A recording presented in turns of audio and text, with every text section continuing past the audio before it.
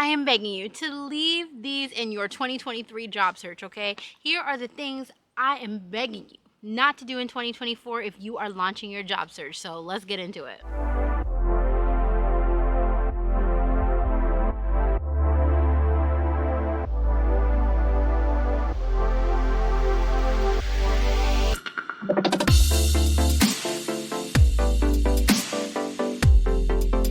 Hey boo, hey, my name is Mercedes Swan. I'm the Career Love Coach, and I am going to be telling you exactly what you need to stop doing in your 2024 job search, specifically 5 things. Is it 5?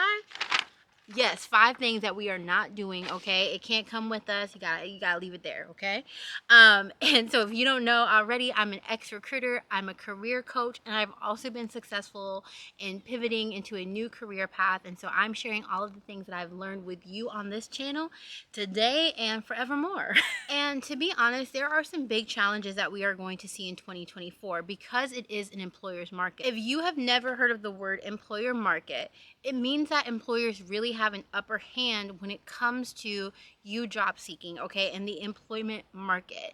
And that is created when there are way more qualified applicants applying to any particular position than there are open opportunities. So that's when we begin to see job postings that have 200, 300, 5,000, 1,000 jobs, okay? And so that means that employers can be pickier when they can kind of play their own game, meaning, you know, taking a long time, adding all these different layers to a job search, and really just not really caring how they show up and their reputation in the job market. Now, that's not all employers. I think some employers are always going to do right by applicants, but that being said, we then begin to see a more challenging job market, less offers, less interviews per application, and you having to be more strategic about your job search strategy. So that is the entire thing that we're talking about in this video today. And even though I do not plan on having a 2024 job search, I did have a 2022 to 2023 job search, and it was honestly the struggle, and I only see those things continuing to be more difficult as we move forward through the year. So that being said, I'm going to share some of the tips and strategies that that really helped me when I experienced some of these same challenges in an even less competitive job market. So it's more important than ever that you continue to be strategic and intentional about how you're moving in this job search. So let's go ahead and jump right into tip number 1. The first thing that we need to stop doing is spam applying to jobs. Stop that. What does spam applying mean anyway? It's when you get upset at your employer, or you just upset that day and you're like, you know what, I'm so tired, I'm just gonna apply to any job I see in the closest vicinity to me, and I'm just going to apply and hope, you know, one of them hits, I'll get a call back. And the problem with that is because there are more qualified applicants per every position posting, it is less likely that's going to be successful for you, right? There are going to be at least 5 to 10 candidates that have taken the time to specifically tailor their materials to that job. Now, that is not my strategy. It is a challenging job market, so it's hard to do that. But at the end of the day, you having a general resume is not going to stand up to all of those other resumes that are actually tailored to the job opportunity. So when you're spam applying, it's actually the most counterproductive thing that you can do, because 1, you are going to get rejections, it's going to discourage you, you are going to be more frustrated than ever. And then 2, when you don't get those callbacks, you're going to start to think something is wrong, and you're going to start spinning and spinning and spinning. When you apply to that level of positions with no real strategy or a tailoring process, you're really not doing yourself any favors. So stop doing spam apply. You need to instead focus in one particular area that you have a tailored resume for, and stop being reactionary to it, right? Like, I'm going to consistently apply as I move through my job search, not just today when my boss pisses me off. If I called you out just now, let me know in the comments. Okay. So I'm sorry, I was being a little silly, but really just make sure you have a targeted job search within a type of job function or a title, so that you can make sure that you are standing out among all of their applications, and do not take this broad stroke approach. Oh, and if you're enjoying this video, make sure you subscribe, because I want to see you for the next video. I have a lot of great videos planned out for you this year that is really going to help you enter into your career bliss era. So yes, subscribe. Number 2, we are not doing this in 2024. Stop flip-flopping. Stop flip-flopping. I know that some of y'all are very passionate, you're very open, you're really just trying to get into a better situation, a better environment, but flip-flopping every 5 to 10 applications, I know that I'm being really silly, but flip-flopping like that is really not going to help you long term, because this is what happens, right? Sorry, there was a bug.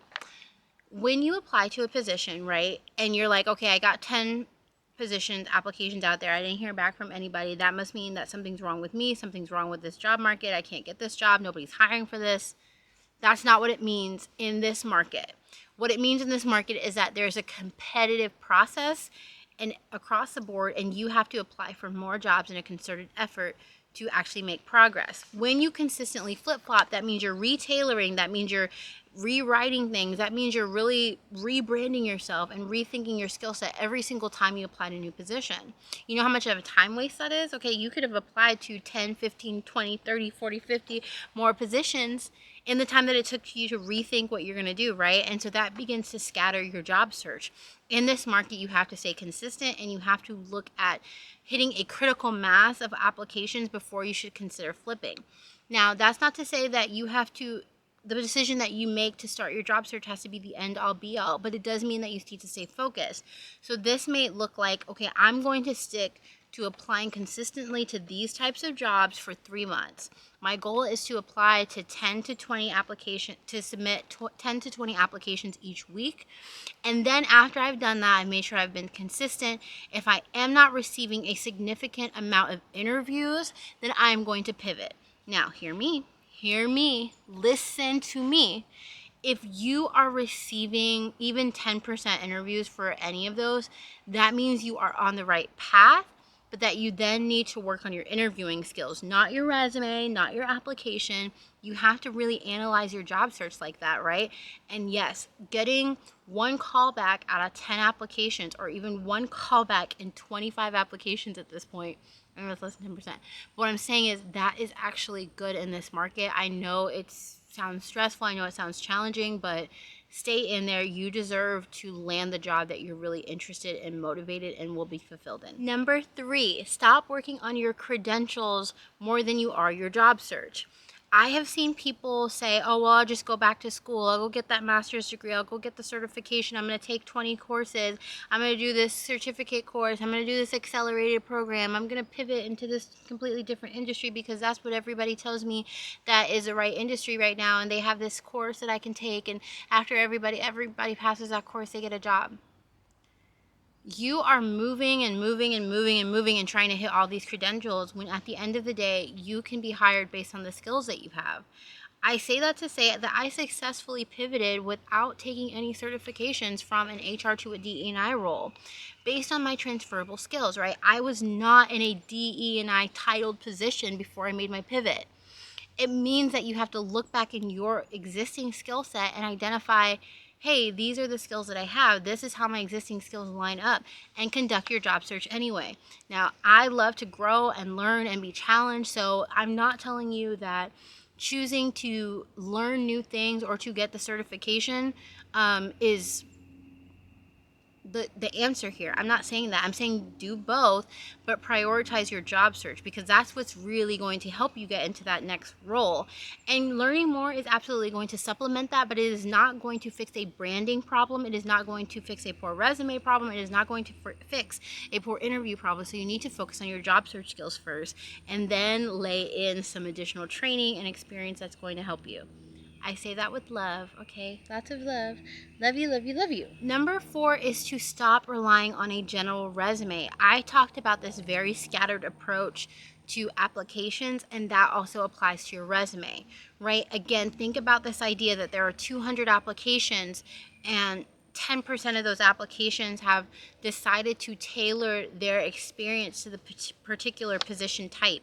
Again, I did not say for every single position. I said to the position type. So if you have a general resume, how are you standing up to those 10 applications that decided to tailor their materials? When you try and have a resume that can appeal to any job, that's going to hold you back. Do not write a resume with that. I will fight you. I will come to your house and I will fight you. I will get my ass kicked. So let me be a little serious, right? right? Think about it this way. If you apply to a position, let's say it was a project manager position, and you had some experience in your career. Maybe you worked in education, maybe you worked in healthcare, maybe you worked in tech. Well, the position that you really want is in healthcare, right? So then you need to then go back through your experience and talk about that healthcare experience. Pull out the things that are healthcare related. It didn't even need to mean that your primary job was in a healthcare setting or that you were a healthcare provider in some way, shape, or form. It just meant, what are the most transferable things that I worked on outside of healthcare that matches that, right? And so if you are able to pull out all those pieces and really showcase that you have a background in healthcare, that can help you move into a project management role that's in healthcare better than if you just said, I'm a project manager. And there are candidates in that pool that are going to say, I'm a healthcare project manager, just like you could say that. And it doesn't mean that you can't look at other roles later and have a tailored resume for those other roles later. But it means that in order to be successful in these competitive markets, you need to be specific. I'm sorry, I know I've said this a lot, but I'm just passionate. I need you all to get it. I need you to get it. Okay. So number 5 is stop scattering your energy. When we have an extended job search, which is what it looks like in 2024, right? A job search is not going to take 3 months. It's probably going to take 6 months or more. You need to look at your job search as though it's a marathon and not a sprint, right? It's going to take time. Now, when you start to scatter your energy over time, you actually lose momentum overall. It's much, much better to focus in one particular area and stay focused than it is to continue shifting. What do I mean by that? Oh, well, Mercedes, I'm gonna market myself on LinkedIn. Okay, focus on that. Build your connections, reach out, make posts, join groups, find jobs on there, set up your alerts. Really take a LinkedIn focus. But you're like, oh, well, I reached out to 5 people and nobody responded. And I'm like, that's normal. That's normal. People are busy. You got to kind of have a trial and error, kind of figure out what works, what doesn't work. It's not time to switch yet, right? Respectfully, it's not time to switch yet. It's like, well, I just feel like I might be better if I do a program. It's like, oh, okay, but like, are you going to switch from that program back to, going to, maybe you're going to switch career paths next? I'm not saying that you can't change your mind, but I'm saying that, like, there will be resistance in your job search, so you have to keep up and stay consistent in one area long enough to see the results of that. And so there are all different types of strategies to be successful, whether that's networking or building your skills or finding a mentor or using LinkedIn or doing a lot of research or just making sure that you have a better understanding of the career path that you want to move into. There's a variety of strategies that you can tap into to be successful, but if you're peppering a little here and a little there, you're not going to see any real progress in any way. So stop scattering your energy in 2024, expecting that a concerted effort for a longer term, for a longer process, the same way that it is for tailoring and honing in for a particular period of time, that is going to help you better. Often it's not. And I've seen it firsthand, and I've seen it in my clients. So one thing that I love to do is help Black women with their job search strategy, okay? Because we do have to tap into different markets. We have to think intentionally about how we brand ourselves. It really is that, 2 times better to get half as much, right? And it's the unfortunate situation that we are in as Black women. Now, that doesn't mean that we still can't play our cards right in our job search. It just means that we need to be more specific, targeted, and tailored in how we brand ourselves. And that's really what I do in my career love coaching framework, right? I help Black women get clear on who they are professionally. I help them brand themselves, write their resume, interview with confidence, and then ultimately learn how to move in that job search cycle with a clear strategy that helps them move forward and stay focused with the right mindset that's going to help them successfully pivot.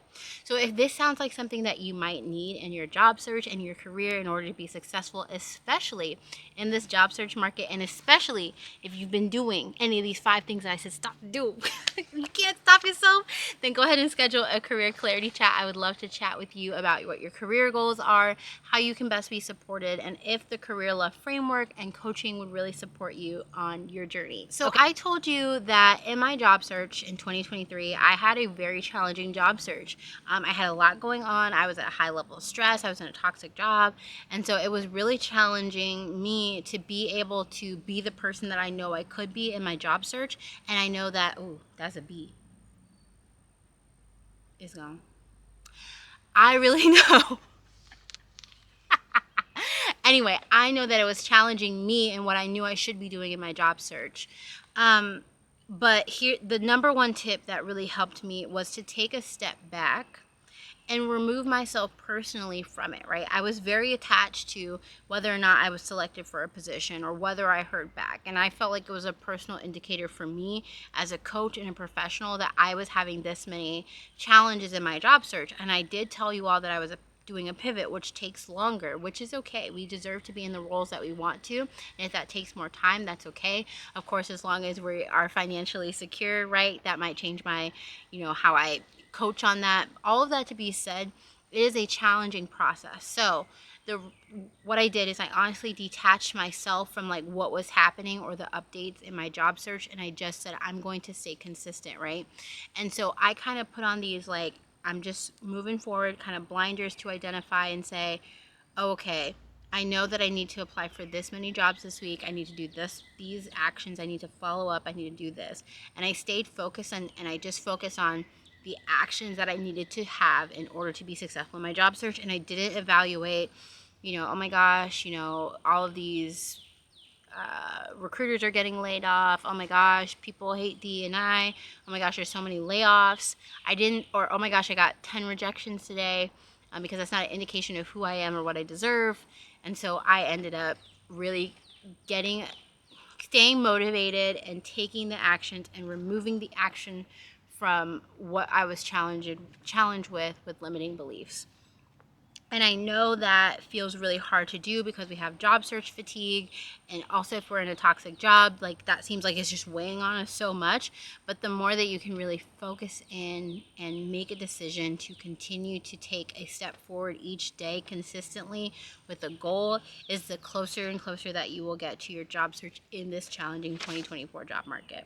Last plug, if you need help with setting those goals, I have a digital job search planner. You can download it below. It's on Notion. It's really helpful, and it was one of the things that helped me stay motivated even though I was going through it, girl. Okay, so all of that to be said, I hope that you really enjoyed this video. I hope that you got a lot out of it, and I hope that you leave these terrible job search habits in 2023, because we need to be successful. We need to experience our career bliss. We need the wealth, the financial stability, and the bliss that comes with feeling like we're in an aligned career that supports what we want to do and how we want to feel each day at work. So if you like this video, make sure you subscribe, share it with a friend, leave me a comment below, and I will see you for the next video.